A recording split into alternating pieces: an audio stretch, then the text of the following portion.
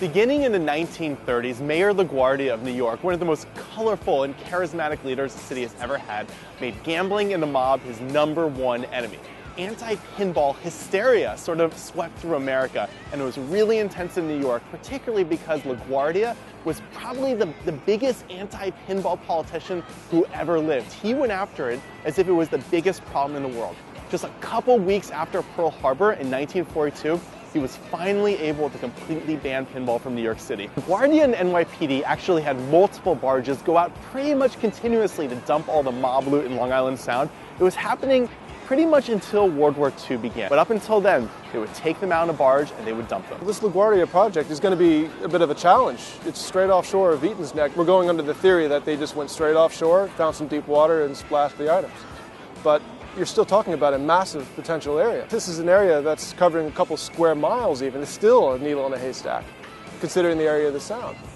So what we're looking at is water depths ranging from tens of feet to over 150 feet. For this expedition, after all the archaeological work is done, the first thing that we're going to do is load up the boat with drop cameras, and we're going to basically go do a survey of the area and see what we can see, what's sticking up visible above the mud right up there.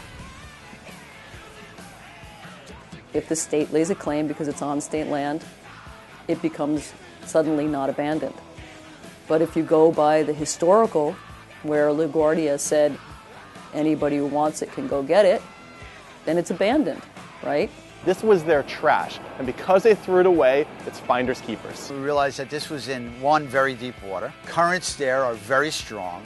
It's obviously at 200 feet. It's very cold all year round. It never gets any better. It's always 40 degrees-ish or something like that. It never really gets good. I've never dove with Bill before, but I'm looking forward to it, and I'm getting involved with this team and all the projects that he has going on. For the contraband dive, I will definitely be wearing a dry suit. I will have double tanks on my back, most likely, as well as probably sling bottles on me, depending upon how long we plan to stay down there, what the conditions are down there, how long of a search we have to do, or if we're dropping right down onto the site. I love going down and finding different things, especially the marine life too. I love seeing the different types of fish and coral. From a historical and archaeological perspective, it's going to be great documenting in real time, with real-time video, real-time audio, exactly what's going on.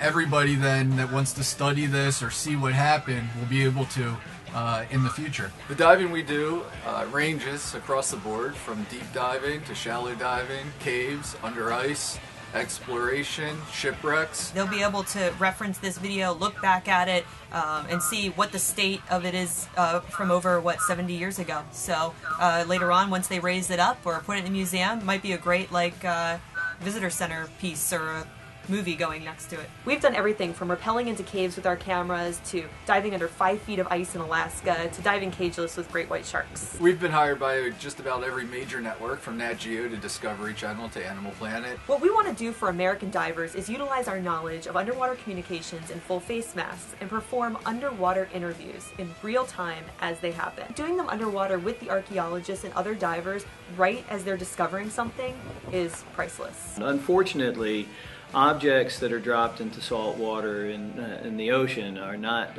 really prone to good preservation. The LaGuardia finds, they may also be in very bad shape. So it's just going to be a question of actually getting down there and seeing what there is and making decisions once we've seen the state of preservation on the bottom as to whether or not anything should or would be recovered, and that's always dependent upon what the outcome of each object is, if it's going to a museum and if there's a laboratory ready to receive it. There are aspects of diving that are dangerous, inherently very dangerous, so you need to be very, very aware going in where you are, what you're doing.